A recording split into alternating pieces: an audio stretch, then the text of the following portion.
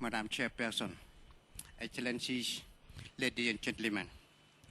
At the outset, I wish to join other speakers in underlining the vital importance of this timely conference for tackling the issue of climate change, which presents a growing serious threat to the whole world in which we all are living.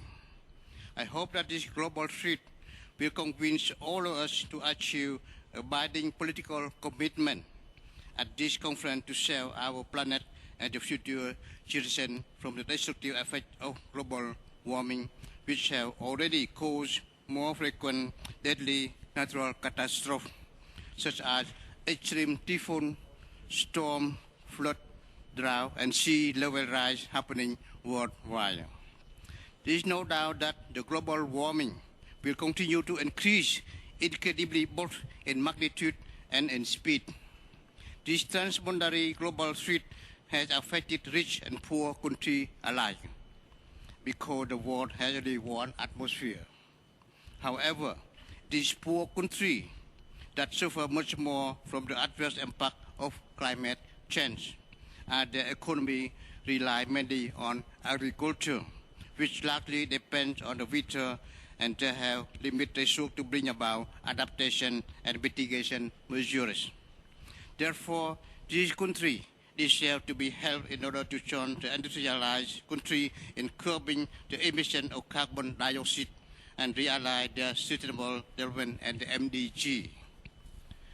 At the FAO Bonn Summit on Food Security in Rome last month, everyone expressed utmost concern about the direct impact of climate change on food security. As the number of hungry people now reaching over 1 billion people may increase with the world population expected to swell to more than 9 billion in 2050. With the acceleration of global warming as at present, the natural catastrophe as well as hunger will be undoubtedly worsened further, threatening human security, thus endangering the existence of our planet. Madame la Présidente. Madam President, in view of this serious threat, which must be addressed jointly by the industrialized countries and developing countries, it would be equitable to base our approach on the United Nations Framework Convention on Climate Change, according to which there is a common but differentiated responsibility. Thus, all countries of North and South must act together to address this global threat for the survival of our planet.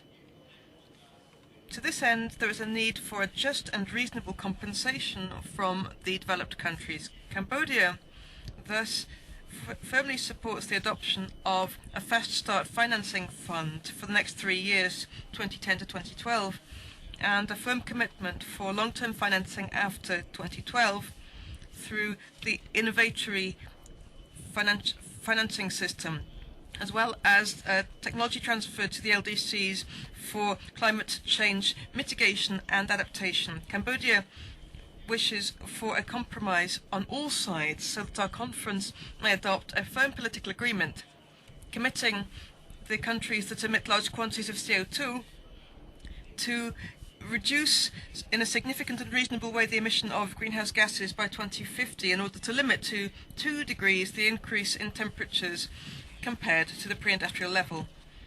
Failure will cost all of the world, with no exceptions, very dearly, for the world is one and indivisible.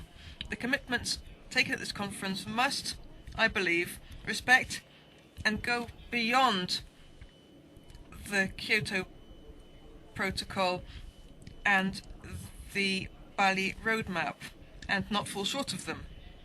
Only this way can we hope to slow the development of global warming and make our planet healthy and safe for all.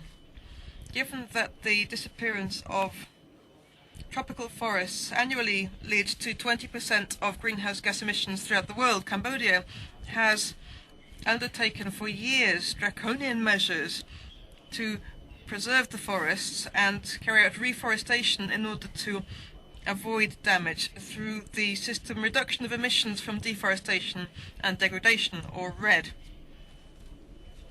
Cambodia has also set up a plan for comprehensive rural electrification throughout the country by 2020 on the basis of clean renewable technologies.